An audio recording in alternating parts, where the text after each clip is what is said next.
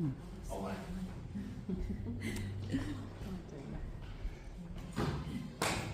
You forgot it. Oh, no.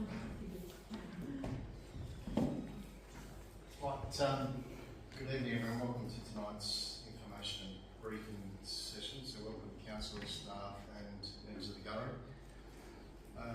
We did have a few early apologies. We also received a number of late apologies for tonight. Councillor Naomi Bittner, Roger Johns, Kristen Murdoch, Mick O'Connell, Scott Hoyle and Meyer. So just before we start, we had called this morning a special council meeting in relation to the duties renewal program. The apologies that I've now received has meant that we won't have a quorum at 7:30 tonight, so the meeting will be adjourned to a future date and time. It's just, I'm hoping that it will be next Wednesday, but I need to check with all the councillors on their availability for that, so I'll let everyone know as soon as possible and get that agenda out if that date does indeed work. So thanks everyone for coming tonight. Large number of staff in the gallery. First up, Dan and John, just in relation to the recording of council meetings and these sessions. So John, are you presenting? Yep. Yeah, John, if you just come up to the microphone, that'd be great. Thanks.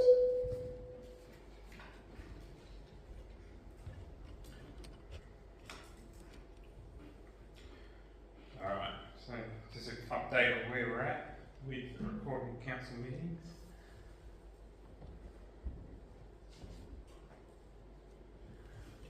Okay, so the current proposed solution is to look at putting 2 fixed wall mounted cameras inside the council chamber here.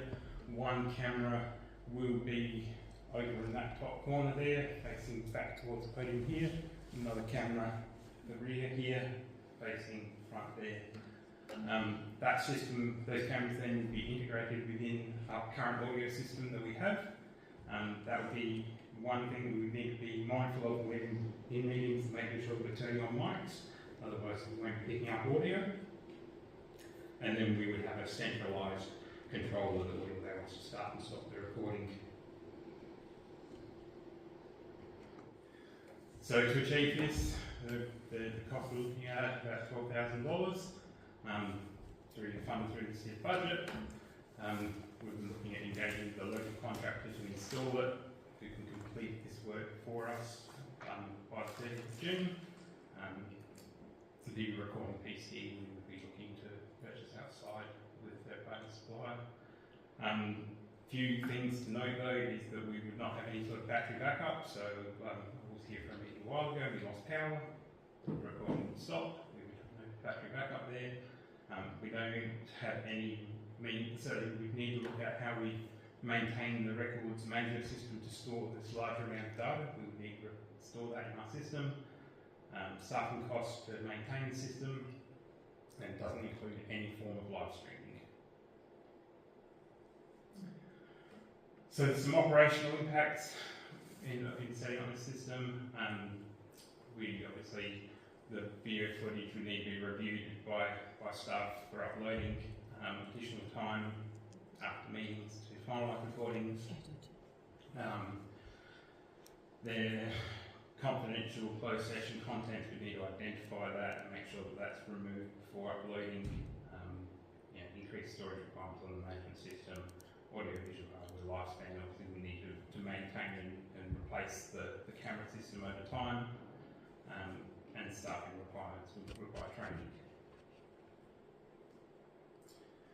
Any questions? Yep. Thanks, John. You mentioned there would be no live streaming. The fact that we were able to live stream during COVID, why can't we live stream? I guess for now we're looking at just recording so that we can make sure that we're sure that the sort of confidential meetings are not live streamed by mistake.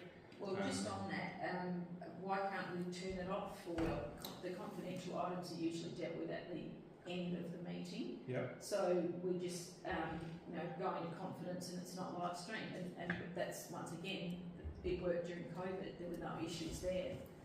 Yeah, I wasn't here for that portion, but We could investigate it further. For now, the solution that's being proposed is a recording only solution. We could investigate it further. I'm just not sure why we have to edit. What do we have to edit? Like So, if we're at the moment- running a meeting that's a public meeting, we're not editing, you know, for the gallery. So if we're just uploading what has been recorded in the meeting, there shouldn't be any need to edit.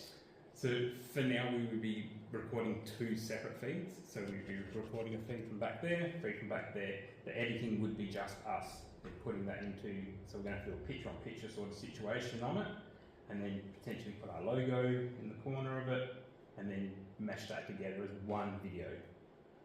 That to me, that seems like a whole lot of extra work that doesn't need to happen. The first thing I would do is put the speaker back here.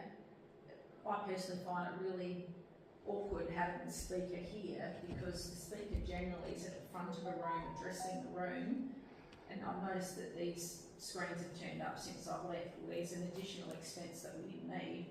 At the end of the day, we only need that up there. Obviously, people that have the back to the big screen have their own screen, but it makes far more sense for everybody to be looking forward at the guest speaker or whoever's speaking, and then you're also addressing the gallery as well. So I just find this is a really awkward situation here. And once again, if you haven't had a camera there and a camera there, that's what you're accommodating, somebody speaking from here. Yep. And there's no need for that. If you just have the one camera that's going forward this way, you're capturing the gallery and the speaker. Yep.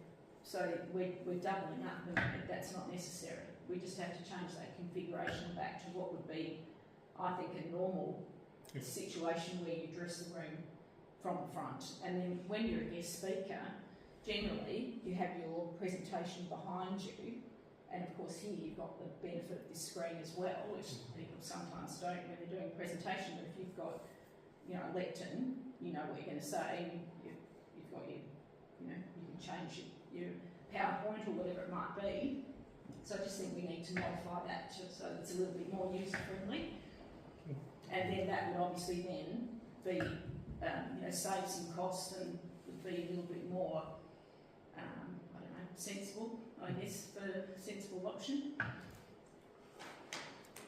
can probably provide some input. The TVs were requested by elected members because they struggled to turn to face the big screen. And sitting back, I think I was in Danny's chair, I struggled a little bit with the height. It sort of hurts my neck a little bit to focus at that level. So that was actually a request by elected members that they had the same viewing as what we do from the front. So that was a very cost-effective addition to the chamber.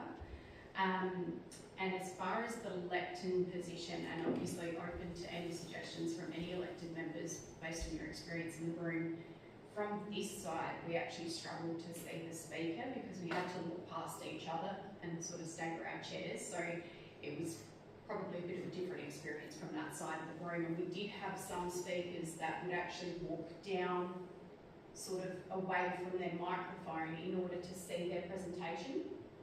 So that's why we trialled it like this, so then they can actually be looking at the screen so that they can be flicking through their slides. But they had the benefit of this screen. They can look at that. They couldn't see that from there.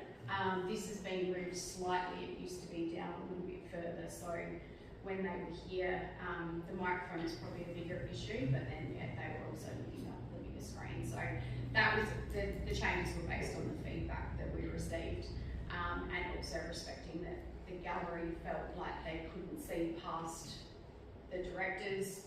That's why we sort of pushed them back to open that side of the gallery up a little bit more so that then the elected members can be seen a little bit more clearly when they're speaking. So if that helps just to give a bit of a background on those particular changes, but these were certainly very cost effective.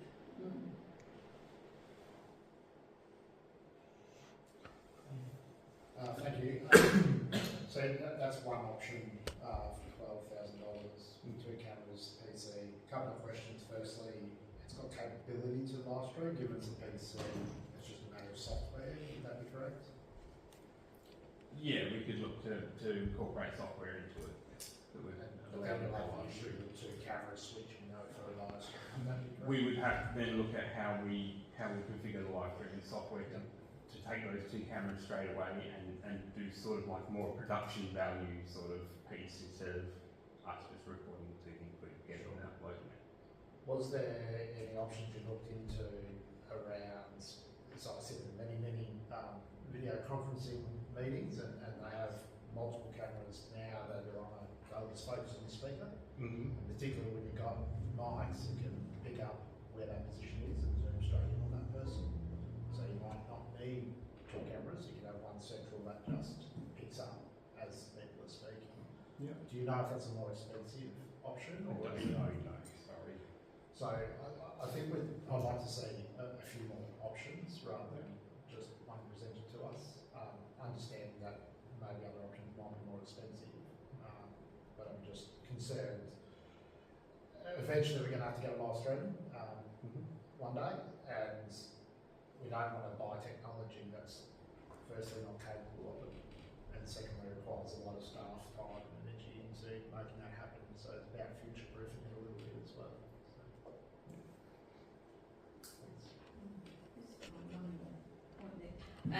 Ben Thompson gave us a presentation, well, it could be 12 months ago, and it ranged from using a mobile phone to a $55,000 option. And I'm sure amongst those options there was the mention of cameras that were able to detect speakers and so then return, accordingly. So I definitely, I'm sure there's some information that Ben Thompson has gathered, in his presentation that we would be able to extract. Because if there were a number of options put to us at that time, and then it just didn't move forward at the time for whatever reason. The major discussion back then was the cost. So that was certainly a factor for elected members. Perhaps if we can receive some input as to finance and how this would work, if we were to proceed with this, which is a cheaper option, can you just explain to the elected members how that works with budgeting and decision making at that level? I guess at the moment we could absorb that within the existing IT. I think the team are now going to have to go away to a little bit more work in terms of what it looks like, the costing, impacts on the budget, probably then that is a report to council. It's a policy framework attached to it. The councillors are okay with that? Thank you. Happy with that. Would you be able to also, when you come back, provide some commentary around cyber security? If we're future-proofing this to potentially live stream, I'd like to just make sure that it can't be hijacked or changed or dumped or something like that, because that's a real risk as well. Definitely can look into that, and obviously with AI and the ability to impersonate people based on their recording is another risk. I'd just like to say that I agree that we should be coming back with a couple of other options. And yes, I agree with the Mayor that it was all about finances. But next time you come back, I hope the councillors that are not here tonight, and majority of them were the proponents for this idea. And so we don't want to go ahead and say, yeah, this is the option we want. Then they come to the council meeting and say, well, I didn't have a say. Sometimes we might have to say, well, if you turned up, you would have a say. But I'd like to come back with more options, particularly if the option includes the live stream, so we don't have to go out and purchase another product to tack on. Thank you. Another comment, just in terms of cost, but I think everyone was scared off by the thought of a $55,000 option when we know it can be done with a mobile phone, that might be $1,000 phone. So I think there's got to be, an economical option with so many options with technology these days. It shouldn't be that expensive, really, to be able to deliver, you know, a live streaming option and a recording option. And I don't know if we were able to do it in COVID with the technology that we had. I'm not sure why we have to spend an exorbitant amount of money when we've done it before. So it shouldn't be a ridiculously expensive exercise, in my opinion. Not that I'm an IT expert, but that's just my personal opinion.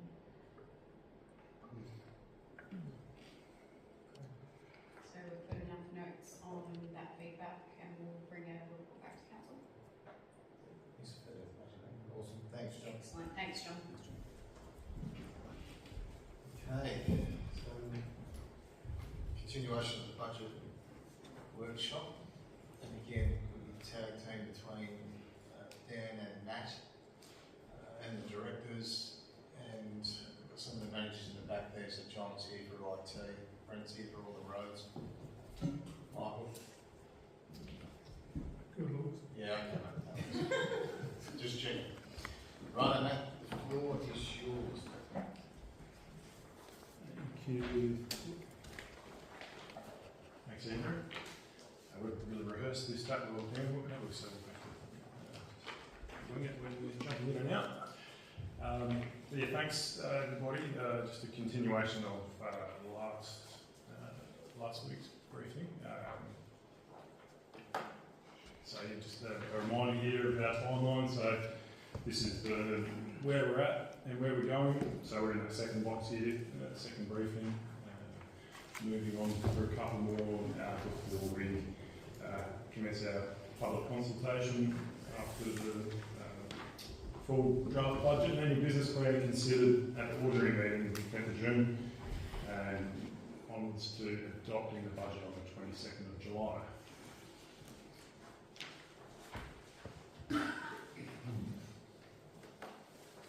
So two print-offs that have been handed out there. One's related to fees and charges, which I'll just start off with. So the majority of these fees just been indexed based on the CPI and some rounding. So nearest dollar, nearest 50 cents. Seen some differences compared to the 3.7% that we've been using based on our long-term financial plan and our previous forecasts of June CPI. I'll talk a bit more about CPI a bit later on. Yeah, that's going to be a moving target. Although, I mean, it's relevant here, so it's probably wise to touch on it. Today's inflation data released, our March to March annual inflation was 4.6%, so that's quite a big jump, around 1% from the previous month's data. So we're already starting to see the increases in oil prices, fuel prices filtering through there. So with the, I think if we're just talking fees and charges, the percentage increases that we are proposing, and any, I guess, considering an extra percentage on CPI wouldn't be overly material. I think a lot of our volume for fees and user charges are within caravan parks, and we're not proposing many increases there at all. I think our fees generally being slightly above some of the neighbouring caravan parks.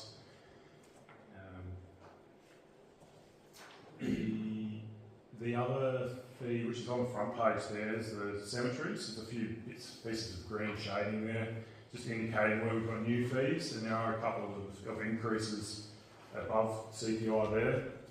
So some of you may have been at the briefing, I think around a month ago, where there was a presentation on cemeteries. So these fee increases are moving towards cost recovery based on some of that advice.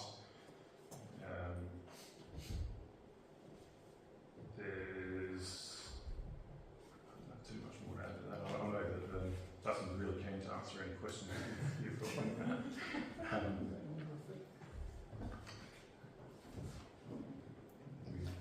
Largely with the fee increases around the CPI mark or rounding to get the whole dollars, they are in that 3.7 to 5 sort of range.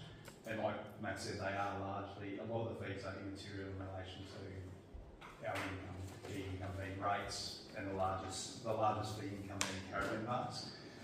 Just on the caravan park side, we are, as Matt said, we are a bit above the progress run parks in the area, and the fees were jumped significantly a few years ago. Really, there was, on the back of algal bloom, on the back of the fact that we compete with other regions like Clare and Barossa and Riverland, we feel those fees don't need a CPI increase. The focus is really on what can we do to increase occupancy and stuff like that to really increase the income there. So that's why there's no real change in those fees. And a lot of the base fees there is really the actual price charge. When you get a site for 2 people, you've often got 1 kid or 2 kids coming along as well. So $70, $75 a night for an XL site is it's a reasonable amount, and it's around the market. So the team haven't suggested any increases there. From this is Matt and I are not proposing to go through each one of these individually. We'd be here all night on those, but these will come back in a report prior to and separate from the annual business plan. There's a few fees on there which the team would like to lock in well in advance of 30 June to put those fees into the system, particularly to get those fees into the system so we're ready to roll when the new year ticks over. The other fees that are updated alongside these are the statutory ones. Once we're advised by government, they go into the fees and charges and are updated as well. We don't really have too much to say about that. So the largest changes that have been brought to your attention is cemeteries, which are moving on to trying to be around the mark and better cost recovery because they're well below that at the moment. It was good to see the option of perpetual internment rights being added in there, because that was certainly something that came out of that presentation. That was a very interesting presentation. And not only then we have that option to offer that, but also it can prevent some of those issues further down the track. So I think that would be something that I think people would actually take up.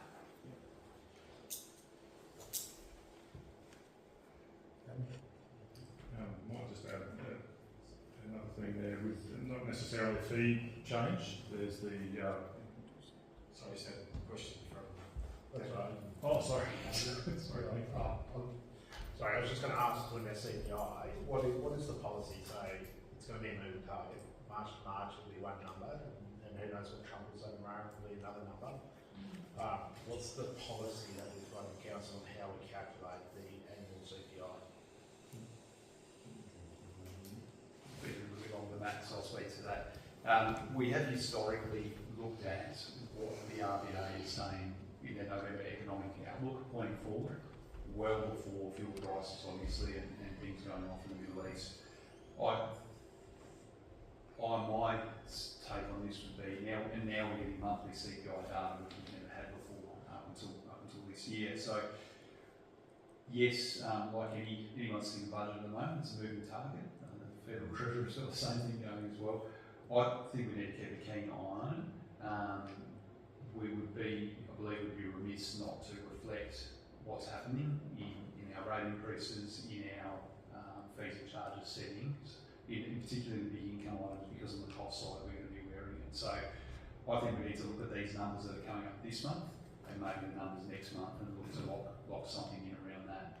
We'll have more discussion about rates in the future, but we talked about having set aside a significant amount just for our fuel, and then there'll be other price increases. I think we couldn't sit at the 3.7 anymore. We need to look at a realistic, up-to-date CPI for us. I think CPI, given it's likely to increase, will be a significantly contentious issue in terms of rate increases and fees and charges.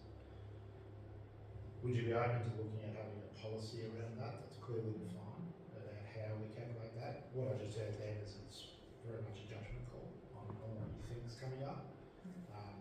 I'd be a lot more comfortable if we had a defined policy on how it's calculated, so then if we're going to propose any sort of increase based on CPI, we can argue confidently that this is how it's calculated and this is the true value. just jump in there because my recent experience, we've always stuck to RBA or ABS data and tried to use the most up-to-date figure and model based on that. On a bit later slide there, we I guess giving a bit of a breakdown of our rates and the different components of the rates increase. CPI generally being part of it. SCOSA sort of do provide guidance on what they like to see, and when they do benchmark councils and assess sustainability, they like to see those official sort of rates used. So in which case, at the moment, the 3.7 that we've got in the LGFP is aligned. I think it's where it's been picked out. It's the February forecast CPI for June was around that 3.7. So if we're already seeing 4.6, we've kind of got more up-to-date data. So you're inclined to, I think that would be SCOSA, for instance, be looking at that would be the sustainable thing given the cost increases we're likely to see on the expense side. So does the SCOSA do a forecast, or are they just point in time? SCOSA come to a review of councils once every 4 years. One of the comments, and I don't, for some reason I can't pull my screen at the moment, one of the comments was talking about revisiting CPI assumptions in their report to us as well, as one of their recommendations to a lot of councils is to be consistently revisiting that, and they often look at CPI. So they're looking at council operations largely as a risk management measure for state government, and their focus is consumer focus. So CPI is a measure they often use. So they are where they see councils not updating those figures regularly enough. We update our long-term financial plan once a year. We're required to do our annual business plan as well. We try and keep those current, and I think that's reflective of what they're looking for in the sector as an overarching point of view. Just makes recommendations to councils overall. Comparative to other councils, from what I've seen so far, I haven't seen what everyone's reaction is to today's, but in the coming weeks we'll be able to tell which way other councils are moving to with how they're addressing things. It is a moving target. With regards to policy, I think development and budget policy is good practice. I'd like to see something we do in the future. A simple policy is not overly complex, but one that can be put out there for everyone to see. Yeah, great. And even a policy that might just landscape view other councils to benchmark against, because we're heading towards a 5% standard increase, which is significant for a lot of people. And so we need to make sure we get that right and justify it confidently in the public sphere when we're challenged around that level of increase. And it might be that we might be forecasting expecting to go up, well then that's not truly CPI. CPI plus contingency, I suppose, as well, and we probably need to describe it that way rather than just saying it's a CPI increase. So I just think with the way it's going, we need to be really careful. We need to be able to justify it really well.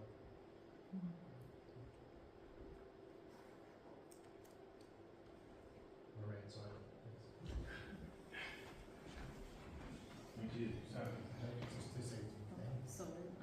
Just a question with regard to the cemetery fees.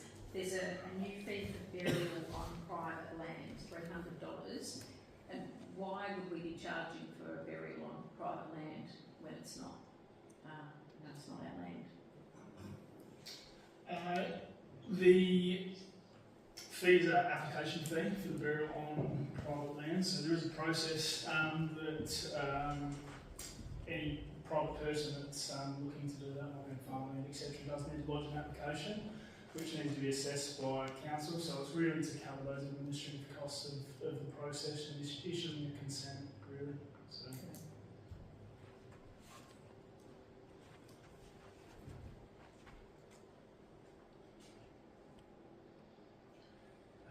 Just adding one other thing, not a change to the fee, but a change in process that's been proposed this year with caravan parks is to enable the park managers to retain a surcharge for 1 night stays. I think previously 1 night stays hadn't been on offer, so I've been on the receiving end of that morning once before 1 night. So that's a change that will come through, I guess, in the comments, not a fee item, but a line item in the pack.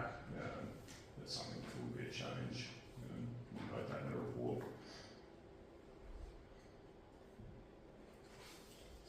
There's nothing. Any further questions on fees and charges? Perhaps before we move on, I've got areas where the service charges will come later, obviously. Just one on Yeah. that. Around the caravan parks, paid marrying value, for example. And I've only just picked it up, so I could be wrong, but I'm going to be like to minus 6.7. Why is that fee gone down? So going from $30 in 25-26 to $28 in 26-27. There's a couple like that, so over the next page is some more examples. You think around some of the unpowered sites and sites that's more just sitting the market right, and we look at occupancy and what they've been doing there. So just those few dollars, I think the team has identified that they would be more appropriate charges to get those numbers up. Just that, I think it's peak off peak as well, so I think we make it a bit more cost effective off peak to encouraging. So is there any more questions just around fees and charges? Tanya? Just a question about mobile food vendors. I know some years ago there was, we introduced this fee, and it was essentially to protect any bricks and mortar businesses so that a mobile van couldn't come in and take business away. But what I'm sort of seeing that it's a impediment to events, and at the end of the day, where if we look at towns like Maitland, they sort of struggle for any after hours takeaway options. So I just think that sometimes these mobile food vendor permits are very restrictive and certainly expensive. And if someone's running a coffee van and they've got to do, I think it's a minimum that they have to have a monthly permit of $240, then they've got to sell a heck of a lot of coffees to be able to recoup that. So I don't know whether we need to perhaps revisit that, because a lot of the time the mobile vendors are required for an event or something where they're not competing with like local shops, and they're actually welcomed. And I know we had an incident which you're probably familiar with, Dustin, at the Port Victoria 150th, where someone had a van and they wanted to bring a second one, but there was going to be an additional fee, but they were actually going to be supporting the local kiosk that was going to be overrun, and they were welcoming having some extra support. So we ended up coming to an arrangement there, with the committee, and a donation back to them rather than the fee that we prescribed. But I just wonder whether we just need to revisit some of that so that it makes it easier for mobile vendors, but support the community as well. And obviously at the same time we make sure we're not imposing on any bricks and mortar businesses, but I think in the most part we generally don't.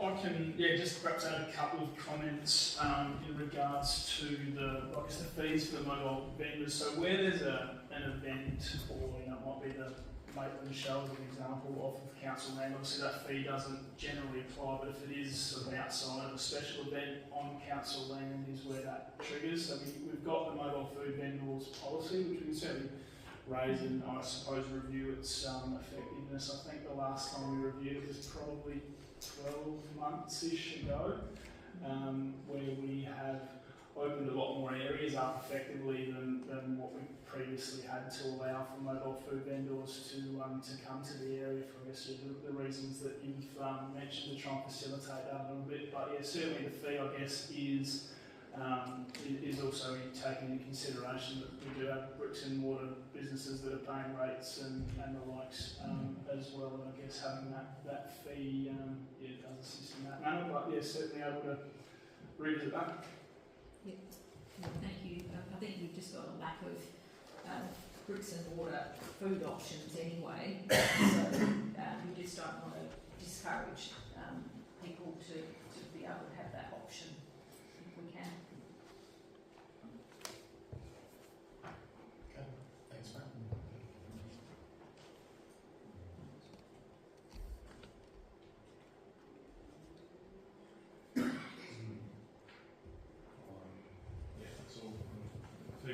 just come back, we'll bring a report to the next ordinary council meeting for that one.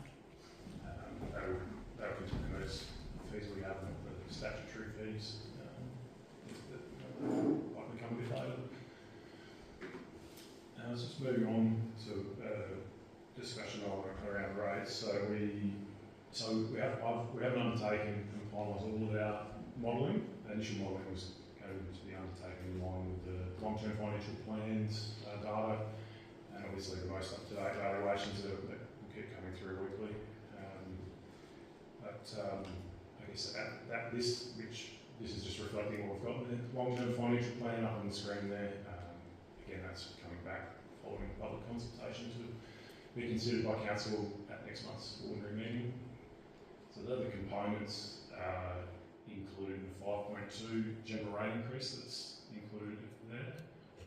CPI at 3.7, as we talked about a little bit earlier, natural growth of 1%, a financial sustainability levy of 0.5%. And also to note, not specifically under the heading of general rates, there the landscape levy that's collected through the council rates, it's actually dropped, which is, I don't think that happens very often, or whether it has ever happened, but that'll be fully passed on to As in decade, I would say. So, I think there's the Windsor community, they're paying a lower fee through their rates to the state government. So Still the most significant out of the region. By a long way.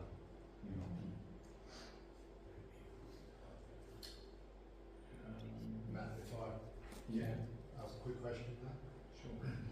Natural growth, can you just explain that to me? So that's just 1% above CPI to allow for council expenses? What would you like to do? Yeah.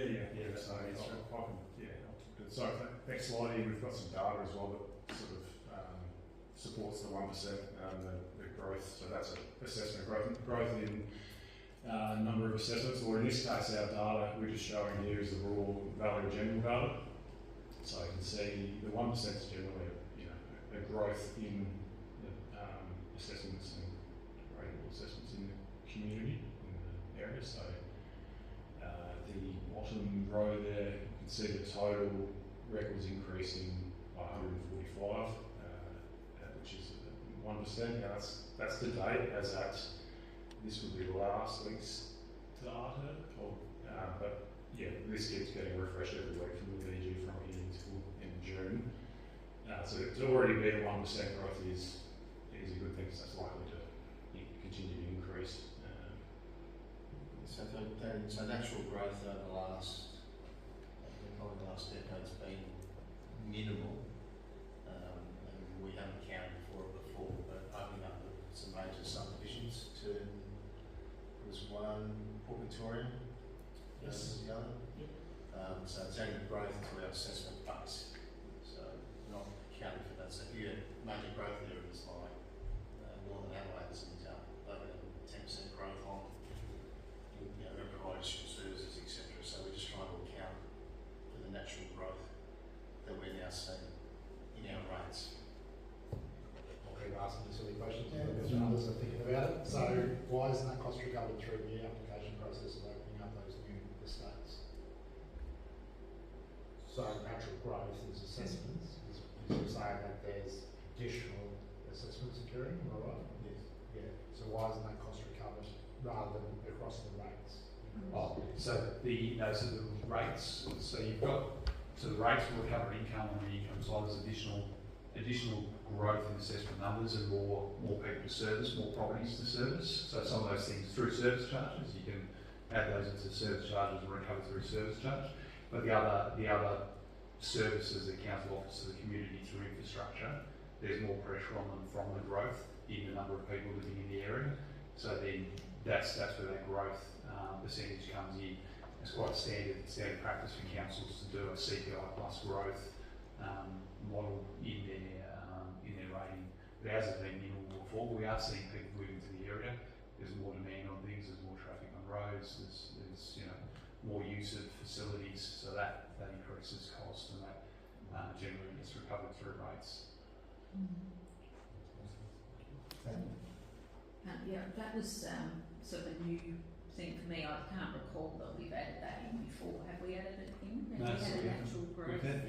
we've had very small growth. We're just starting to see less so in the area. It's up in the Copper Coast areas. I think it was listed as one of the top 5 places outside the cities that people are moving to. Significant level of growth there. But for us, 1% growth is the biggest growth we've had in my time and when I was in Tracking Council. It's been small in the past. We haven't included it. I think what probably confusing, if there was no growth, we're looking at increasing rates by 3.7% as we did prior to last year. The pie's grown a little bit, so we're accounting for that. So we're saying that additional 1% is natural growth occurring, and we're increasing the original to wind it back before the growth by 3.7. Is that an easier way of trying to? I guess I sort of feel like it's a double dip at if we're applying the rate increase across obviously the new developments, and then we're capturing them with the rates anyway. So I can't see that we're how it's. I mean, I can understand that you're saying we've got our population is growing, so therefore they're using the playgrounds more, and there's more cars driving on the road and those sorts of things. But then, you know, as you say, if there's greater service fees across the board, then we should be capturing those through our rates anyway. But when we talk about percentage increase on rates, we talk about percentage increase on the whole amount of rates taken. So just not to be confused, is it to anyone's given property may change a bit, but overall, if we say a 3.7% increase on rates, then that overall level of rates after rebates has jumped up by 3.7%. Now, if we keep moving more people keep moving into the area, then you imagine the demand for what needs to be delivered to the community grows. So that growth we're looking at the moment is a 1% growth. So we're saying if the demand on the expense side is potentially that 1%, we should be on the income side covering that. Otherwise, you have less money comparatively. You're growing the amount of people you're serving without touching the income side of it. Does that make sense? So it's sort of like it's sort of like extreme example would be you had a family of 4 and then you had the 5th child. Now, we probably don't all increase our income because we've got 5 children. The government wants to pay the baby bonus. Yeah. But you know, it's that sort of thing, serving more people, and therefore council is trying to account for the fact that we are servicing more people through having more properties online. Okay, and I guess just on the basis of the previous slide where we were talking about CPI, our estimate might end up at what, 4.6. So is that 3.7 likely to change? Because then we're going to end up, instead of our increase at 5.2, we're going to be 6.1. And so we're starting with this extra 1% and this financial sustainability levy, we're starting to really hike up that rate increase when at the end of the day, even if the CPI is 4.6 and then we're now end up at 6.1, I think in a situation where we've got people with, you know, pricing of fuel, pressures, electricity, everything else, we're just adding on. You know, I know there are pressures that we have to also work on and account for as a council, but we've also got to be mindful of the pressures in the community as well. Yeah, that's the delicate dance about all this. It's very hard to move the target. Our costs will be increasing to deliver the same services, so not new services, just to deliver the same services they already have increased. We're mirroring that at the moment, so you can't adjust rates mid-year because the price has gone up, and like the shop down the street that might put their prices up, or the fuel price. The council's incomes start fixed for this year. We need to look at if we're planning to deliver the same package to our community next year, the cost of that is increasing. Not only is the cost of that increasing, the number of people we've just seen that get into service is increasing. So we really need to look at the income side and the expense side too. We need to look at what we're doing. But if we're looking to deliver the same, with expenses increasing, we're going to need to have an income increase that's reflective. That is a delicate dance. We're a lot of place we're in at the moment. Sorry, just to keep going on this natural growth, so just so it's clear in the head, you're accounting for potentially people that are moving to the area but we're not accounting for a increase in rateable income. So they're people that might not be building new houses or paying rates as such. They might be just moving with families, moving into holiday homes, those sort of things that are already being rated. Is that something? These are brand new assessments that didn't exist before. So They'll be rated. these are additional rates assessments to talk about last year. So if you can imagine, City of Salisbury's got 20,000 assessments, and then this year we've got 22,000. So they go, right, we're going to increase the rate base of the 20,000 by 3%, plus there's an additional whatever percentage is coming on top of that. So the pie's expanded, we're accounting for that. So if we're winding back and we're looking at the rate increase last year on average, because you go up and down depending if your house goes up and mine goes down or whatever. You look at what we were looking at last year, we got by 3.7%, plus there's been these additional rates assessments that have grown in. And then look, they've been that minimal, they've been around 0.1, 0.2, we just haven't worried about it previously. But it's starting to get significant. So when the mine comes on board, as an example, we would, and the rates get changed the following year, we would say, same thing, that's natural growth, that's above and beyond where we were previously. We need to account for that, otherwise everyone else gets a reduction in essence. Is that simple? I'm trying to simplify them. Yeah, it is, but like we've been immersed in council stuff for the last couple of years, and I'm struggling to understand it. The general population, if we haven't been having these natural growth increases previously, are really going to struggle. So we're going to need some very clear narrative, fact sheet or something to provide a very simplistic reason why, especially as Tony has said, that 3.7 is likely to be higher, that 5.2 is likely to be higher, and so we're going to come under a huge amount of scrutiny about this. And the SCOSA report said that we shouldn't be charging anything more than CPI increases. We need to be able to justify that very clearly to the ratepayers about why everyone's paying for natural growth. So SCOSA would say to account for natural growth. So I think the context of the wording now, it's not sold is not the right word, now it's described and the understanding needs to be clear and simple, and it's not. No, but the action here is to come up with some clear fact sheets. You know, that's very digestible by ratepayers. Well, definitely putting that together for the next presentation as well, where we delve into rates a little bit more. Another simple example, at risk of overcomplicating it even further, but if our rates are around $25 million that we're raising, 1% of that, 250 grand. If you divide that by 150, the additional assessments, there's another around 1,500. So you've got that many more ratepayers, you're adding that much more to the pie to account for the fact that they will now start paying rates on these new dwellings or blocks. So that, I think that's a good action to, we'll draw something up around that and what we've talked about to make it clearer. Especially when you get detail going on. That is something that we've discussed, I think, every year. How to better explain how this actually works and what is the best way to present it to make it digestible, because it is really complex. And I just have the benefit of having worked for the finance department previously, so I've got a bit of an insight into that. But even then, it's a lot to understand, and trying to explain it is incredibly challenging. So I've taken some notes tonight on a few different ways that we might be able to do that. We'll have a bit more of a chat about what we can do, and then get something out to the elected members and see what the feedback is.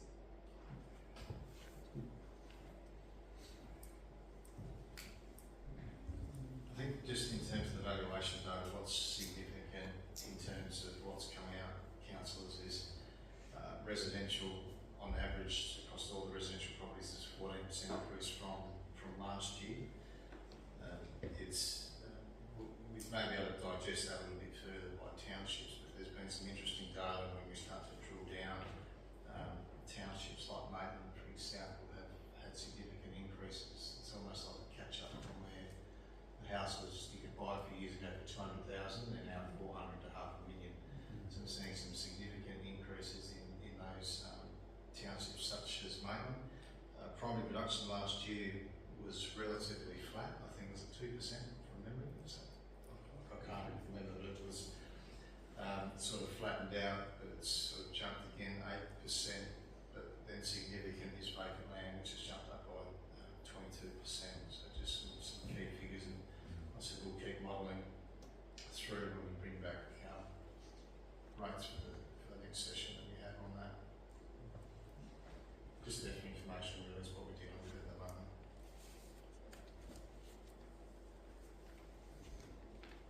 Back to you, Matt.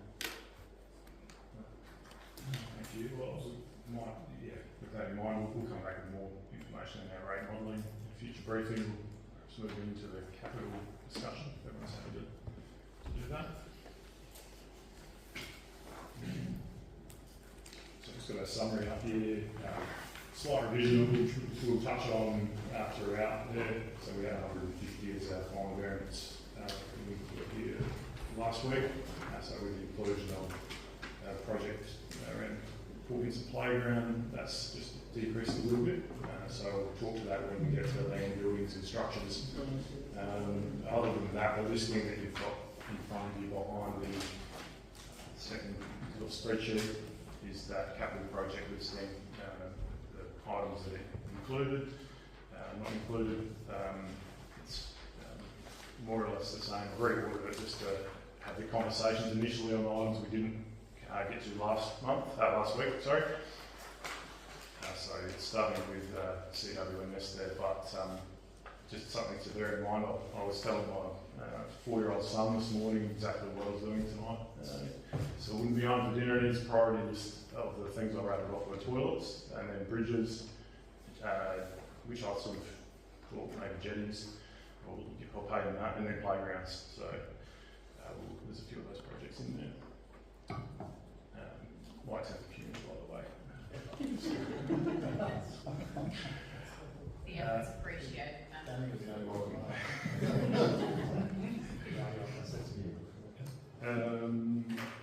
Alright, so we'll jump into CWS, I think, first up.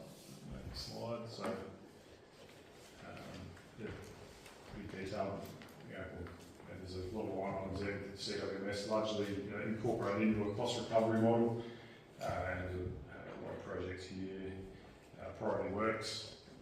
Some are listed as upgrade, but these are assets that are requiring renewal, and obviously, in some instances, upgrades are being undertaken at the same time. So, we've got a couple of projects at the top there, centred around desludging infrastructure. Next couple, as we move down the list, are numbered on the left under the yellow heading.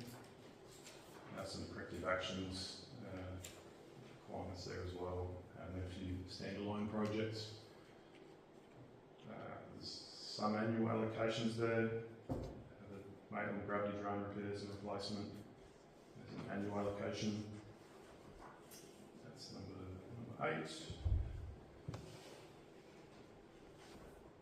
And there's some safety upgrades down there as well as you work down.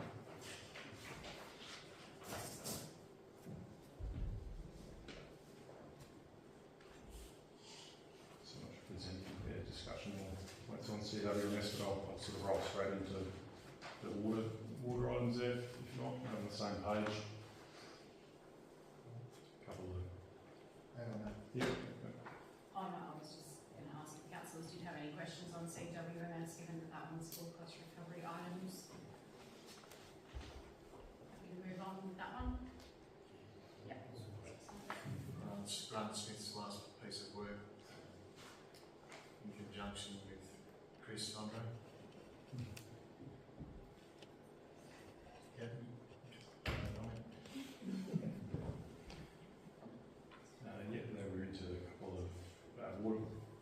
infrastructure projects there, the desal.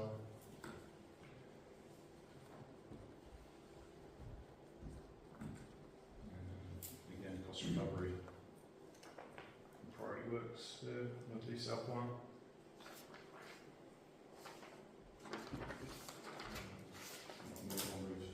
No questions on those couple as well. Move on to the light blue heading there. We've got stormwater drainage. Sorry, I just noted, so I was having, I didn't bring any reading glasses, so I'm struggling using my phone as a magnifying glass. Just on the CWMS for the Maitland Clinton Road pump station, there's been some issues with the water and the reciprocal provision of water for the Maitland, for mainly the golf course, I think. So is that pump anything to do with that, or is this completely different? Is this supporting the water that's being delivered to the township? Because there's a holding dam, sort of just, well, it's actually sort of an extension of Clinton Road, but I don't think it's called Clinton Road. I'm just not sure if that's the pump that we're talking about or what that's for. I'll let Brendan perhaps have to take that one on notice. I'm not sure. Yeah, you got it. Yeah. Director or manager? No, it's got nothing to do with that. It's a CWMS pump on the Clinton Road North Terrace, so it pumps effluent. So it's got nothing to do with the stormwater reuse. Right, okay.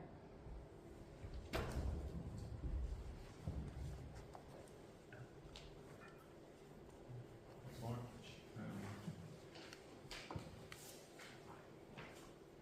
So just the last view on that page there relating to stormwater. Project in Milton, there, that's the construction, construction project. So design's been finalised at the moment as part of the 25-26 budget. So this is the next phase of the build. And some works at Point Turton that will be contracted, and further design works as well there for stormwater management. It's a prioritisation list being developed. For example, passing features, a couple there listed in the materials. So these will enable design works and then sort of timely construction phase in the, when the budget's allocated for that in the future. I did ask a question about the Millet and Caravan Park stormwater, just confirming that that's external to the Caravan Park, is impacting the Caravan Park, but it is external to that property. I just had a question about that, so I thought I'd put it all in case you have that same question.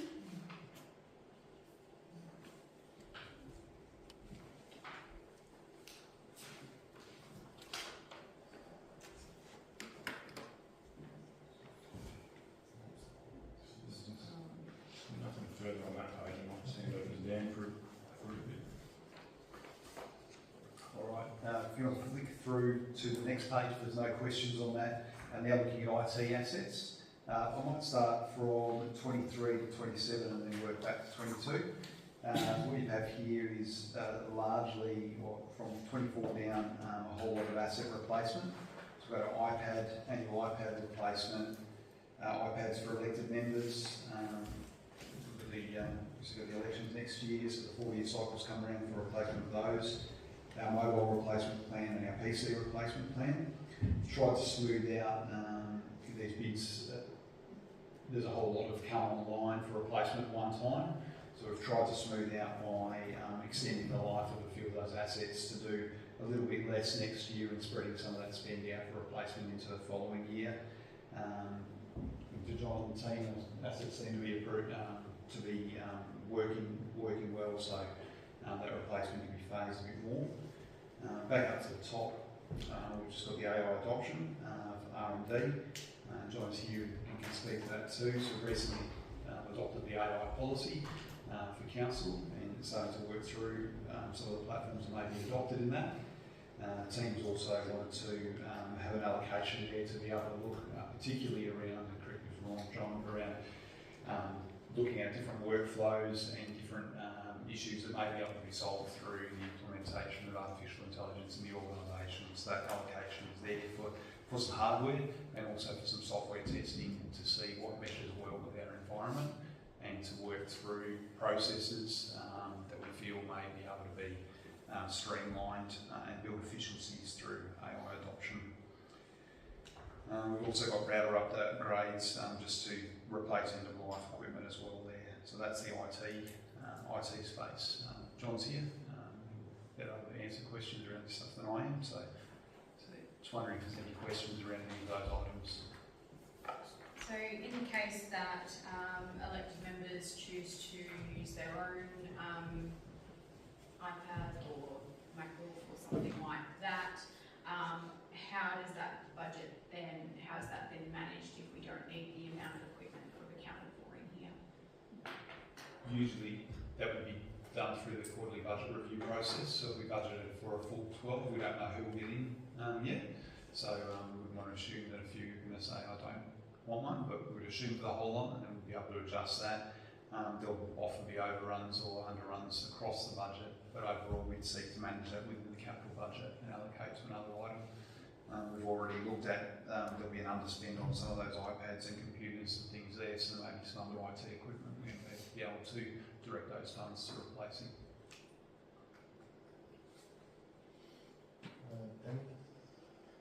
Thank you. Just number 22. I'm sure you've got some questions during this. I just kind of feel 60 grand is a lot of money for a few paragraphs in a project. Like I'd like to see a bit more of a detailed discussion paper, a project plan or something like that. To see where that 60 grand is going to just say we're going to trial a bit of this and trial a bit of that. Like I'd like to see how that fits strategically, like produce a bit of a roadmap on what we think that's looking like, so it's a bit more accountable. Yeah, we could flesh out some more sort of items there for you to review. I guess the main takeaway is that artificial intelligence is not a cheap exercise. We're going to have to engage with subject matter experts within the industry that understand the technology and can help us adopt it in a safe way. There'll be some tools as well that we need to deploy to help with that. Training staff, basically it's an unknown. It's very easy to jump on ChatGPT and do stuff. It's very different to bring it to an organisation. I can appreciate it's a bit of an unknown, and I'm 100% behind adopting some AI in this organisation to improve workflows. I'd just like a bit more meat around that. I just feel it's a reasonable chunk of money, and that explanation, it's a bit loose for me. I'd just like to see a bit more definitive, including what you will deliver, so that we can come back in a year's time. We can say, yep, I said I was going to do this, we allocated this budget, and we have delivered this, this, and this, and so I'd like to see what the outcome is. Like, I'd like to see it is improved workflow in council, it is providing efficiencies across people's workday, type of stuff. Does that make sense? Some of the things, yeah, we have spoken really internally, continue the discussions and work on it is business, almost business casing what we are going to look at and bang for buck and having those measurable outcomes so that we know you don't want to just throw money at something. You know, everyone's doing AI, we're not doing it just because everyone's doing AI. We want to do it because we've looked at something that's inefficient. We think this can make it more efficient and have a measurable outcome that we can say we've achieved something by. So I can sort of understand within a scope like that, it is quite broad. I think within the actual application, I'd be definitely looking, part of the hard part is we won't get anything if we don't put our hand up for this, and we do want to progress it. We've got the policy there. We don't just want to throw co-pilot licenses at everyone and say, you know, have fun doing that. The team's already working away on some individual licensing of that, not just using co-pilot as a basic AI, but looking at a program to do a whole lot of things and then be able to teach other people to implement that into their day-to-day and showing some real saving times, even with things like email management and stuff like that. But yeah, we can scope out a few more things and build that as we come towards that annual business plan. Yeah, that'd be good. And I think you identified the issue straight away there, is that you could spend a lot of money here and go nowhere. So I'd just like to see a very targeted, pointed approach to this, so the money we do spend delivers a result. Thanks. Thanks, Tim. Just another question on the AI. It's something that would be adopted, I would say, by pretty much every council, they'd be looking to progress in this way.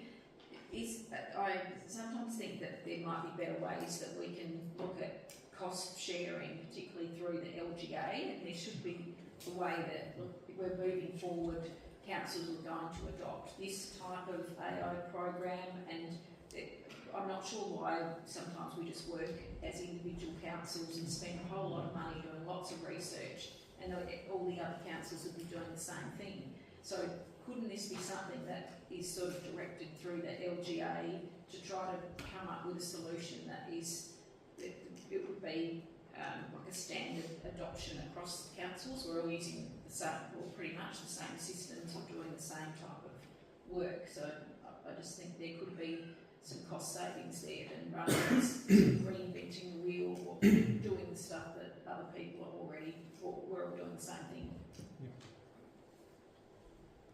Yeah, we can look into that. We've also been in contact with other councils that are already further along in their AI journey than we are, and looking at what they're already implementing and how they're using the systems. So we are sort of working with sort of people inside the industry as well to see what they're doing, just so we don't have to do all that extra steps. We can sort of take where they've gone from and move on. Yeah. I just think that LGA need to take a lead on some of these things, or we need to, but rather than just sort of us ring around and see where everyone's at, we need a more targeted approach with these things that would be clearly something that could be a cost sharing exercise, and economies of scale should be able to deliver us a lot better outcomes, I think. And especially when we're looking at a budget, we want to save money. We've got to look at our expenses more critically, and I think this is a simple one where we've got 60 grand as a bit of a, rubbery figure, but potentially it could be a far more targeted approach that would reduce that figure significantly, I would have thought.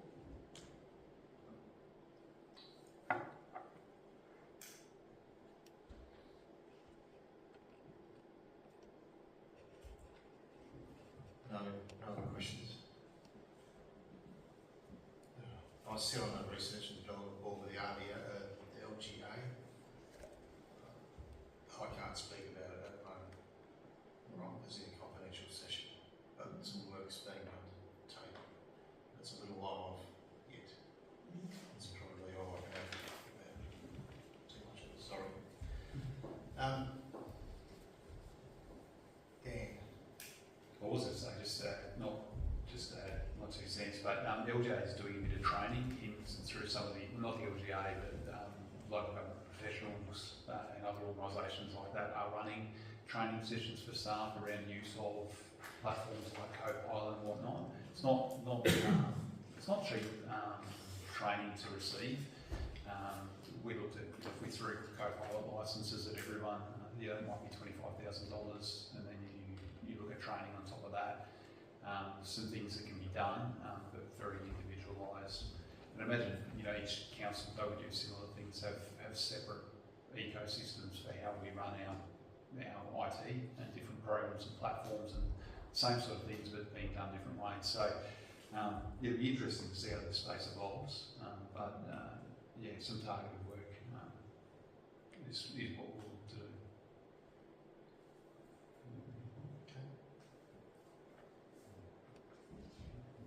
Happy to kick on if we want. Next page. So it's what just to highlight too what we've tried to fit in the budget. Matt's shown is about $30,000 left. So we're really presenting up a capital budget that sort of fits rather closely with the LTFP. When we get to the end of the list of what we feel is in, then we'll start looking at, there's a few things sitting off to the side, and it'll sort of be, we're trying to stick within the LTFP, so it'll be like, if we want something to come in, something's got to come out, as we usually do, but for those who haven't been before, can't shove more in if there's no money. Plant equipment, just through here. Dan, what's probably also important too, probably looking back on the summary page. Yeah. Alright, where you're trying to balance that down for capital block grouping, so if we're getting into major plant, there's just maybe explain that other stuff too. Relative boost 2.4, in here fits 2.4. Relatively close. IT was under 400 grand. Yeah. As an example, certainly messing water,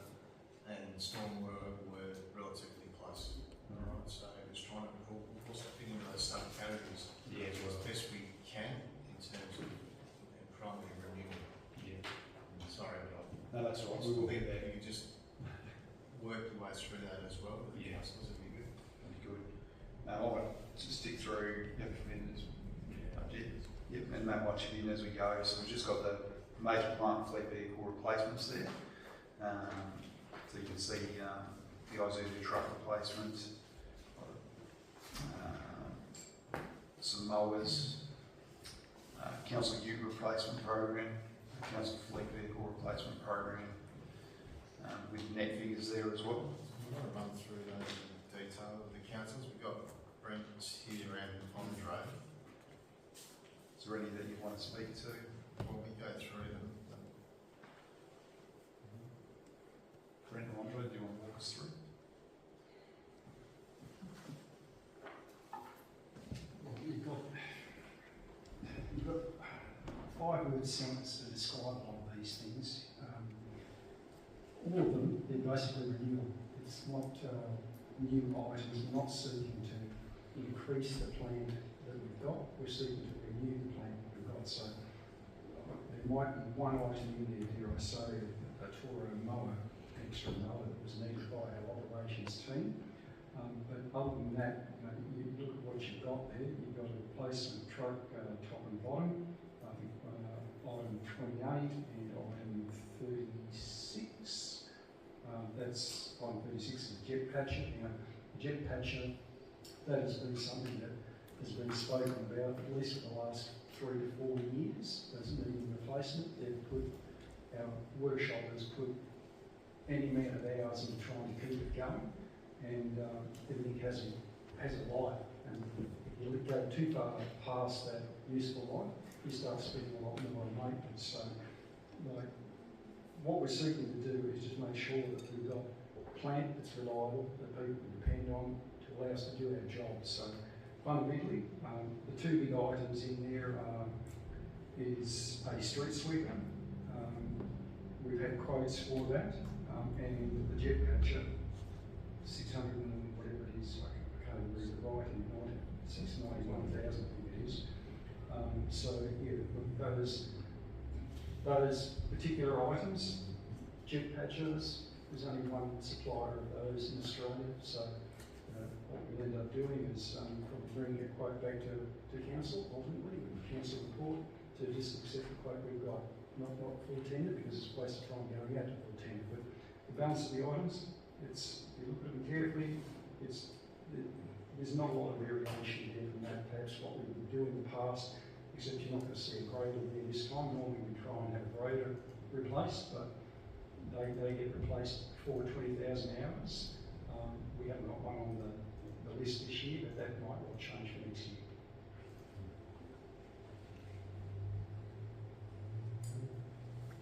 Andre, are these costs net of a trade-in, or is this just what the cost is for the new equipment? Yeah, the trade, Councillor. Thank you.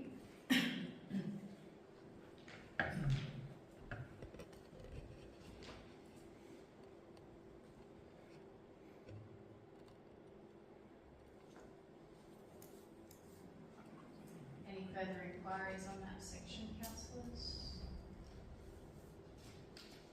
Happy to move on. Yeah, happy to move on. Minor plant, relatively straightforward there. Tag and test machines to be replaced. We've got a regular minor equipment purchases allocation across the depots for their minor plant equipment that is replacing web snippers, things like that, pulp saws. Yeah. And then we've got a AED replacement allocation. So our legislative compliance, so we've been required to install a whole lot of AED machines on council buildings and whatnot. We do need an allocation to replace those as they come due for replacement. So it's additional costs for us really to bear that's come on us in the last year, but it needs to be there. It will also be costly operating for the AEDs, because they need to be checked And monitored and on a monthly basis. So it has been So this isn't just the capital replacements. Yeah. When the operating budget comes, you'll see an allocation for that as well. It's really an unavoidable expense. We've got some office furniture replacement. Again, these are things that have been pushed down from the state government and enforced, and then we need to manage it, and then our community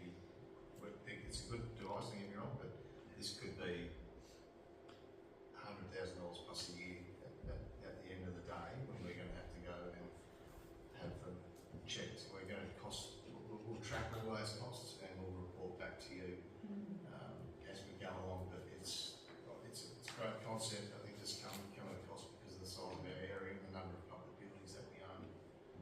Yeah. Thanks, Andrew. Office furniture allocation, just to make sure that everything is operational and correct for work, and it's just to replace existing assets as they go out. And then parks and gardens furniture, also a general replacement allocation, same for items at our parks and gardens and bench seats and whatnot. And then down the bottom, we have two fully funded projects, which are always great to see in there. They're new, but they are fully funded. So we've got the Penguin Point Stairs and Viewing Platform. We've also got the Air Pollution Block, both come about as part of the state government response to the Alpen Bloom.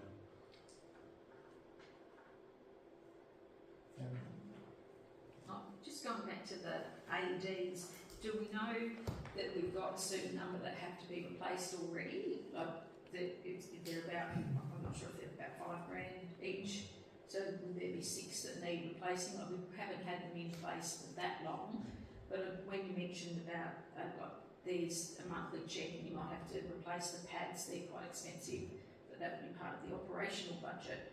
So I just wondered whether we've just sort of estimated that 30,000 or whether we know that there's a certain number that need replacing.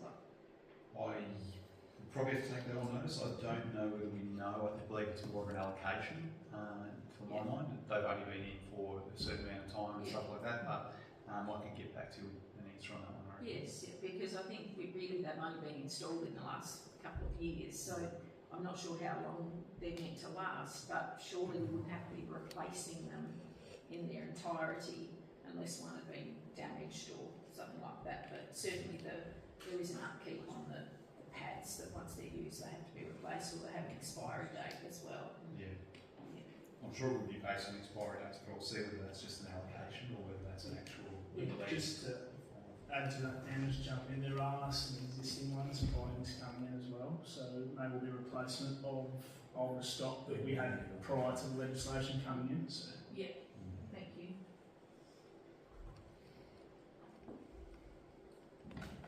Any further questions from that page, councillors, or are we happy to move on from there?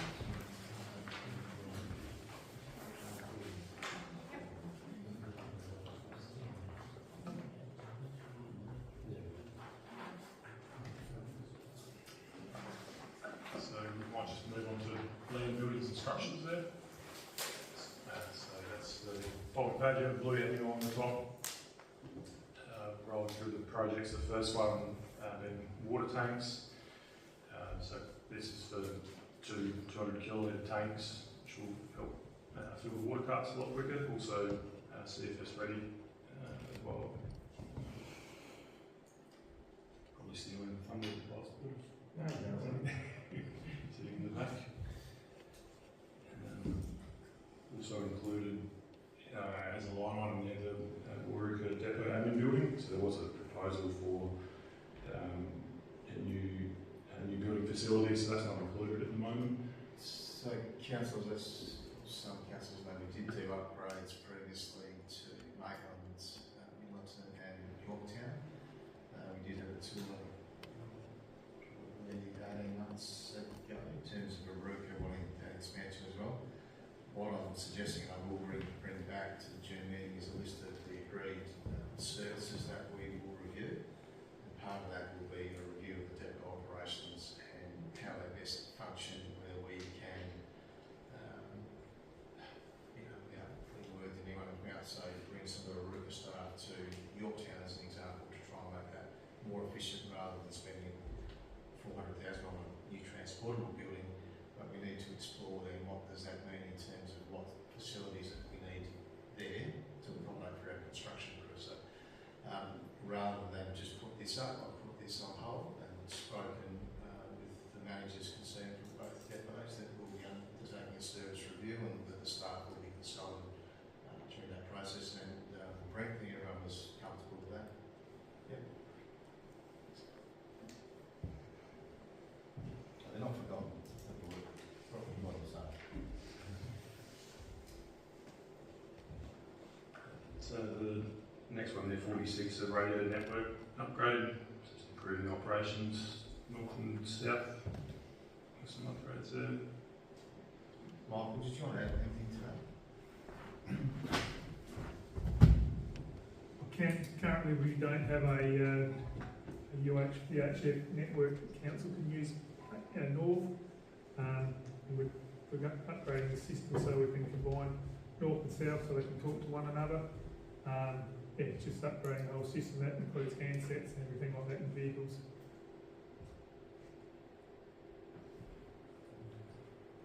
So that's an open channel UHF, No. or is that a closed You channel? know, it could be a closed channel, Yeah. have their own licence, etc. So yeah, no council staff will be able to access it, or council channel. Which we currently have down south, but we don't have it. It won't reach the north. Okay. And is that mainly just in handsets, or is that including towers or anything? We'll include a tower at Yorke Depot.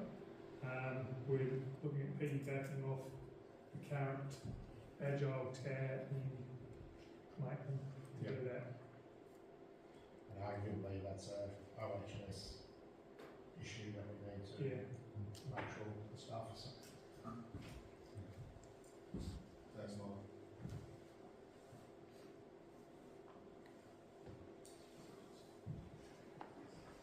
There's a few renewal requirements in buildings.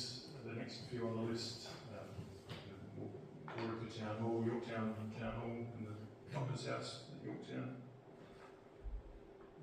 Any questions on those? Dustin this year.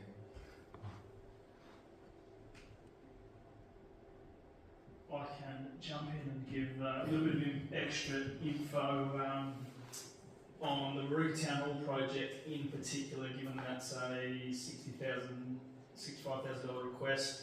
The works is a little bit more extensive than what the project description outlines. There's at the back of these requests, I guess there's some quotes and other bits and pieces that we submit that you guys haven't got. So that on top of those lintel works is a lot of salt dam treatment to various sections of the hall as well. There is some repointing to the stonework, which is allowing all the brickwork effectively to move at the moment. The issue with the Rio bars that provide the lintels over the old stonework is that over time they rust. They basically expand within the stonework and it just opens up the brickwork and lets the water in. So that's where we're at the moment, and as I guess the longer we leave it, the worse it gets. But hopefully that provides a little bit more detail. We have looked at that project in probably 5 separate sections. But yeah, the total project comes to that, just over 60,000. But happy for any other questions on that.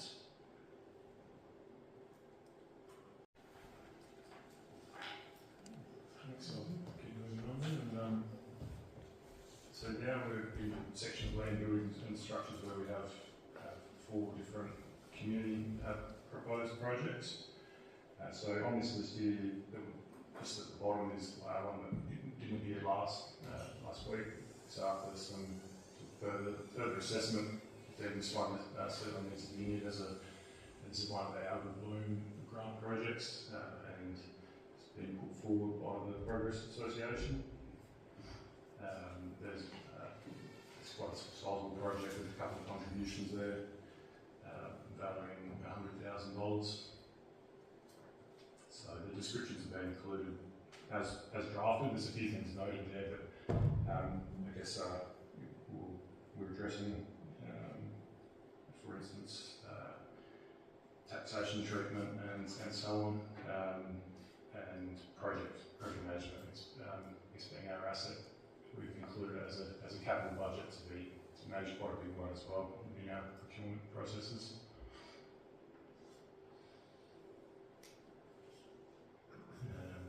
There's any other projects there put forward, significant contributions from the community as well. Matt, the cash contribution from council is exclusive of the community cash contribution. So the Port Vincent playground is is it $320,000 project? No, 220, so that's the capital spend there. So that's inclusive of his cash?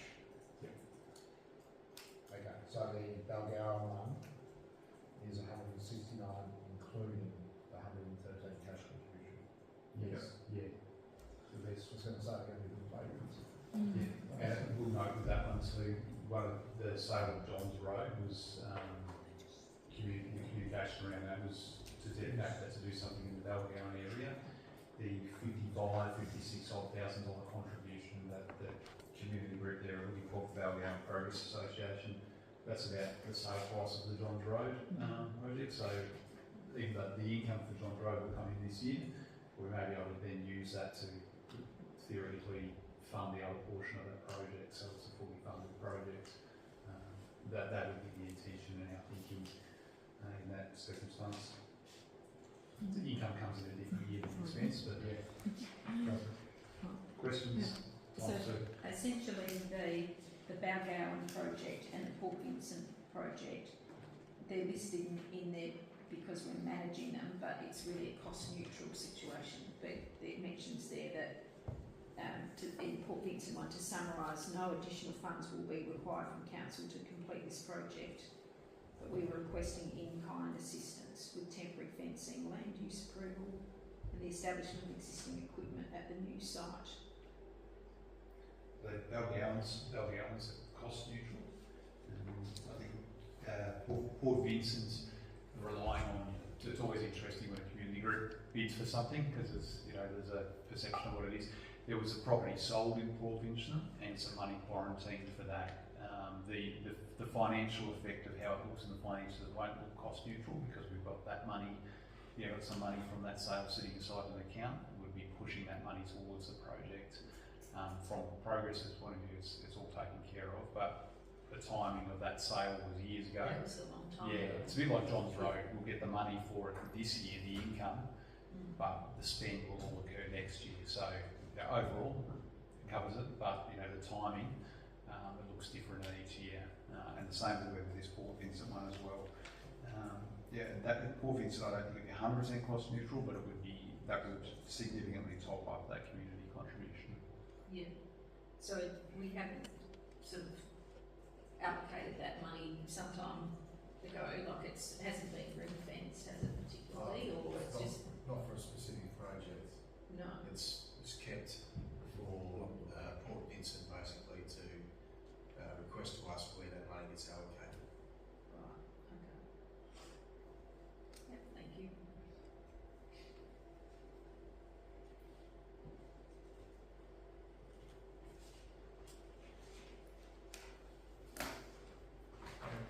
Another question for you, Andrew.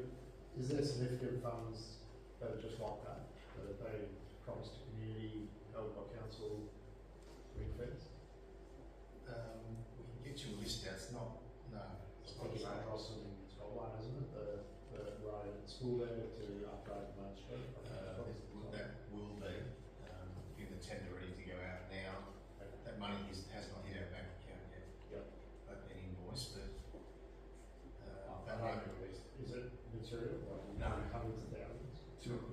That one is probably the largest one, the Ardrossan one. I don't know what I could figure. 200. Is it 250? No, Ardrossan, the sale of the school, the lands at school. 220. yeah, largely. Yeah, so around 2, that would be the biggest one I know of. And so it seems some time back, there would, seem to be a bit of a pattern of if something is sold or done in the community, then it's kept for that community. There was also the sale of Glen Street, like for Yeah, Glen the Street. Main Street, so there should How hopefully about still be some some funds for remaining there, or have they been spent on consulting fees? I think A they'll large amount of it. yes, so Yes. so it's towards the office street design and things like that. Yes, but that would be the largest one. So I think what Danny's asking is what we don't hold reserve, but what are we holding as a reserve for Vincent is the only one. Yorktown was discussed recently, we discussed that at the meeting as to how that would work. Oh, those there, we haven't realised that yet. But Vincent, how much is left out of that was the playground block and the house we sold? I'd have to have a look. A long time ago. Yeah, I think it's around 100 grand. Around the 100,000 of that quoting. Left, which is what they want to allocate here, so that's basically clearing out the accounts, basically, is it? Yep. Okay, that's, makes me happy.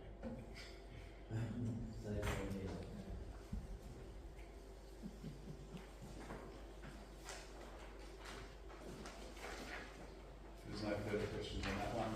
The next page over is just is a proposal view of the caravan park projects. It's funded via a calculation of the, an amount, a return. Did I skip one? Oh, sorry, transport. Moving back to roads. Well, yeah, we'll go caravans first because roads is a revisit, just a couple of items. But caravan parks basically fund their projects that provide a return to council, and then have a calculation that works out an amount that is to be spent on reinvestment into the caravan parks that council operates. This is the list of selected projects from quite a number of projects that were listed. Obviously with caravan parks we are competing with other parks on the peninsula and other parks in other areas, some of which are, part of the big four chains and discovery parks and all that sort of stuff that invest significant amounts of money into their parks. But these projects were identified for this year.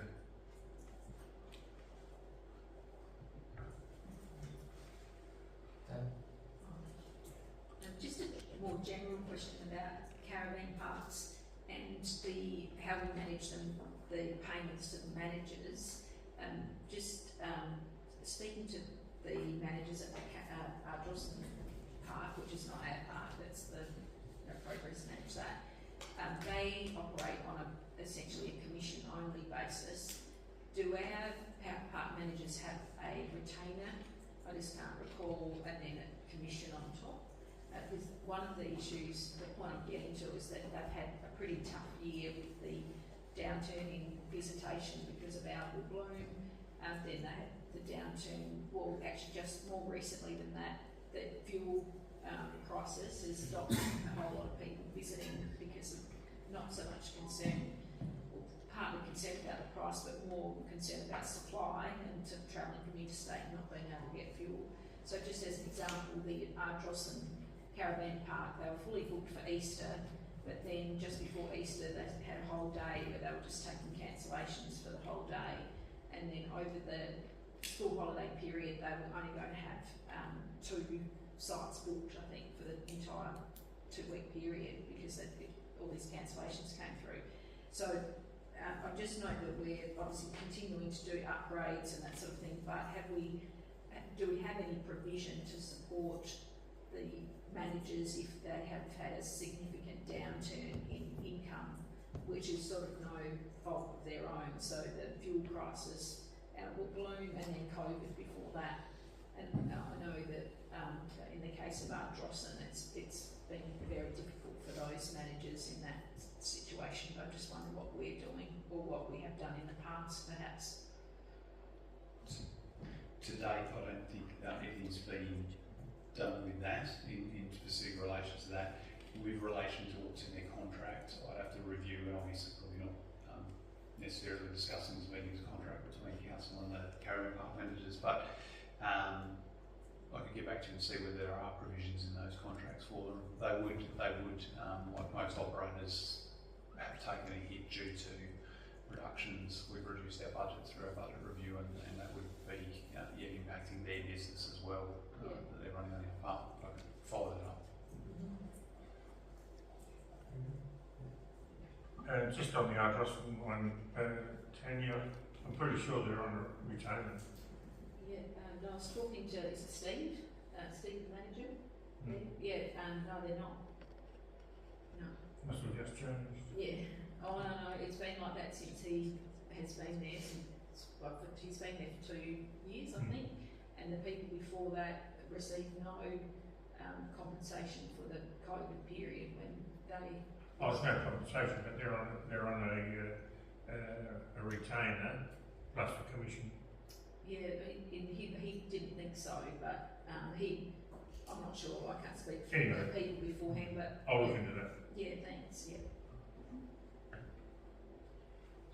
Specific projects and questions?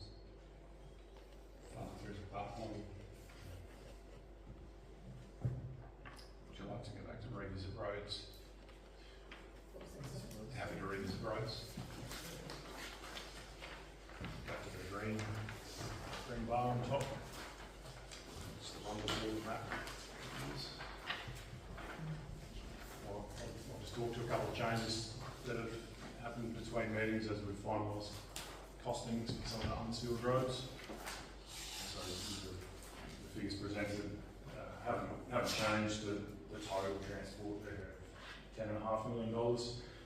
But with the revised costings on Malleupper, Chinaman, Wells, New Holland roads, so there's been some movement between the categories.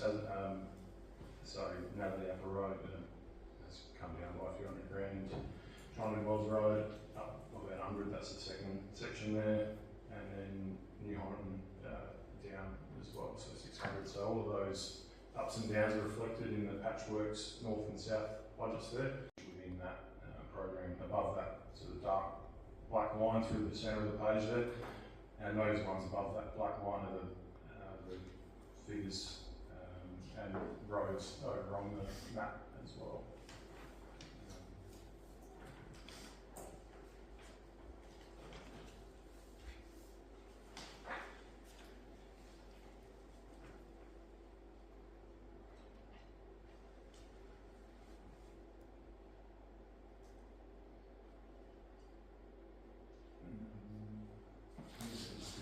Discussion as we go down, we did touch on I think most of these last month, a couple of format changes and incorporate a little bit of a couple of words here and there, but largely remain unchanged. Apart from what I mentioned. Following the discussion from the last workshop, Director, would you like to give us a bit of an update on the information that you provided on the fines and also the subsequent request that we received to consider a different stage of that project? Yes, so after the last meeting, we went back and we had, I suppose, just a good look at just, well, we basically wanted more information about what was the scope of the work, which we clarified in the email. I clarified that on the Tuesday morning, I think it was, Monday evening, and that was basically drainage, seal and accesses, so improving just accesses where we were going to have table drain. So similar to stage 1, that would be stage 2, stage 3, stage 4, so the same scope of work. What we have in the program at the present time is stage 2, but something that I indicated at the last meeting was just, if we're going to be looking at prioritising these type of works into the future, these long-term solutions, what we might look at doing is prioritising thoroughfares well ahead of, like destinations to nowhere, like just little cul-de-sacs where there would be very limited movement. And that was certainly picked up by the community, dare I say, because they looked at the YouTube very quickly thereafter, and they followed up with a letter to the councillors and the mayor, basically articulating their position, reinforcing their position as to what they think should happen into the future. So the community has come back and pretty well said that, look, what we should be doing is maybe considering stage 3 ahead of stage 2, because that is a thoroughfare. It has, shop and amenities, fuel and the likes on that street. It gets used quite a bit, and basically they prosecuted the case for continuing on this, process of putting in long-term solutions, but the community was suggesting that we go down the path of doing stage 3 ahead of stage 2. So look, that's actually in line with what I indicated last time in any case, and that's just putting on our practical thinking hat here. So look, I wouldn't veer away from that. We have also provided to the councillors a list of all the towns, both in an Excel spreadsheet and maps that show I suppose it's just the quantum of unsealed roads around the network. I think in the Transport Asset Management Plan we say it's close to 42 kilometres, but when it's all measured and said and done, it's 43.6. But you know, within that 43.6, there's a bit over 7.5 that are like cul-de-sacs. They're just servicing a number of homes in a non-through road scenario. So, you know, if you're going to prioritise things into the future, you would look at trying to put those to the bottom of the list. So, look, Council, you have before you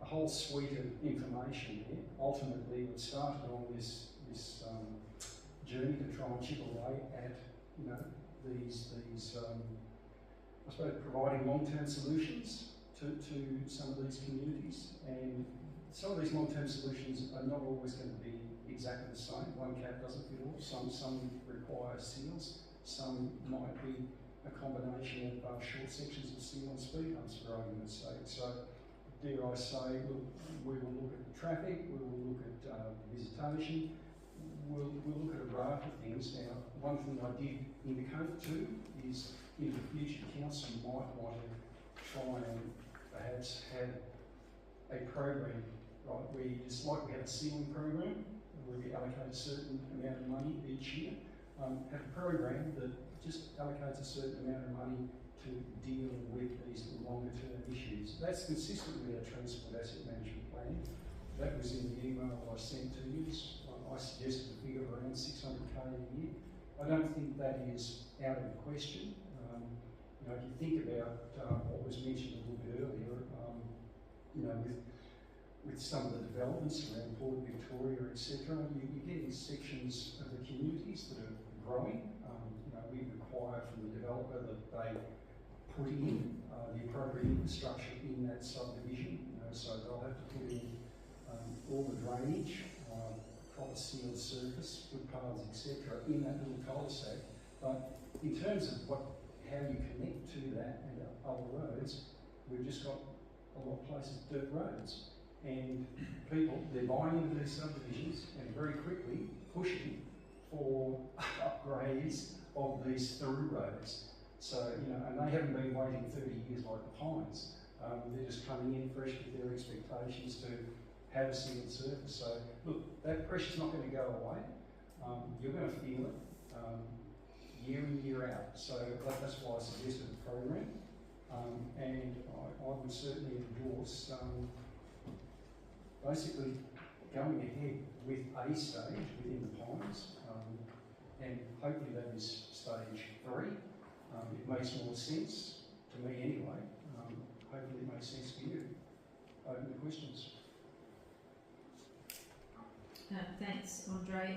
I've obviously been away for a few weeks, so apologies if I'm asking a question that might have already been asked. But how did we arrive at Pines being a priority over all these other townships that have clearly got plenty of other unsealed roads to look at? Have we? You mentioned about going forward that we'd have an asset management plan similar to our unsealed roads and whatever. Have we jumped the gun here, or how have we arrived at this priority without considering all the other towns? Yeah, look, whilst we have an asset management plan, like with our sealed roads, that gives us an indication of, you know, when a road reseal should be done. So we look at the number of years that when it was last sealed. We don't have that necessarily for the towns. What we do have, though, is CSRs, whereby we look at the amount of times we have to go back and repair works in the towns. Some of these towns have better existing pavements than others. Basically, the Pines, we have found that the material that the roads are built out of is not very good material, so it dusts up very quickly, breaks up under the action of the garbage truck, and just basic through traffic in the town. And so it's fair to say that the different communities have different levels of existing unsealed pavement at this time. Some of them have better, are better serviced in terms of the dust issue than others. And I suppose you've got to, so that's one factor, right? The other factor is just, I suppose, if we looked at the long term, right, what's been in the pipeline? When I came to the organisation 6 years ago, what hit me in the face, from week one, was North Coast Road. Okay, North Coast Road was the biggest, I suppose, source of complaints that have been around for 20 years in terms of, council's efforts. Council has spent a lot of money on it. Long and short, that was one of the major drivers to putting in a long-term solution, and we tried to get appropriate funding to support that, which we did. So, the material and the use is two of those key drivers, but also the waiting period. So North Coast Road's been around for 20 years. Hey, the Pines, they've been complaining for a long time, and they have said to the council in the past that in their previous council days of the River Council, that they were pretty well promised that would be ultimately upgraded. So they've been waiting a fair time, so that's another consideration. So look, in a nutshell, what we've looked at is the level of I suppose relative need, but also the time frame that people have had to wait. And look, we can't develop 40 projects at one time. What we can do is look at where we think is the relative need, and then go get a survey done, do the geotechnical engineering, just see what's needed, which we have done. So we're pretty well on that conclusive path for the Pines, and I'm hoping that we at least get the two stages. Stage one. Well, stage one is definitely going to happen because we've got a contract. That'll be finished before the end of the financial year. But I'm hopeful that stage three gets up, for next year. And look, to the extent that we feel we have the will to continue on and complete that project in subsequent years, that would be great. But if council sort of feels that then there needs to be prioritisation to perhaps one of the other towns, I just hope that one of the drivers for that is the real need, right? So the likes of some of Wool Bay, for argument's sake, they've been pushing for this issue as well. But once again, let's go back to the through road argument. So just to clarify, has there been an assessment from the elected body, because at this point in time, there is, as I said in the last meeting, there is no capital prioritisation filter that we as an organisation put all of our projects through, right? Short of our asset management system, which gives us advice on upgrading or renewing, I should say, renewing is the right word, renewing our existing, like road network, like seals or unsealed roads, etc. Other areas which could be argued as, maybe half upgrade, because I've had this discussion with our finance team already, like in the Pines, we'd be renewing those roads quite regularly. We'd have to reform them, we'd have to recompact them.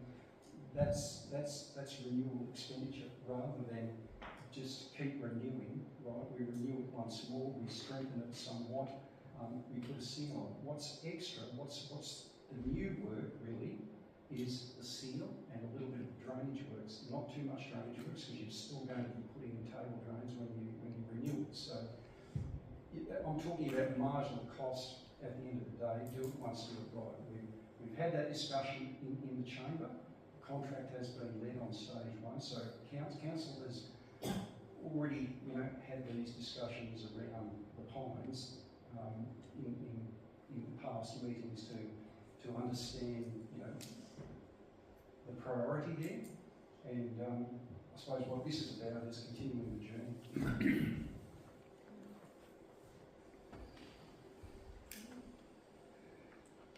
Can I request that stage 3 comes back to us as the priority for next year? I agree with you on the information provided is great, the letter from the Pines is great, the lots of colour, and I agree with proceeding with stage 3, so it'd be good to see that into that budget next year. Obviously it's going to be a slight increase, we're talking 513 to 693, so it'll just be good to see how that starts in and progresses.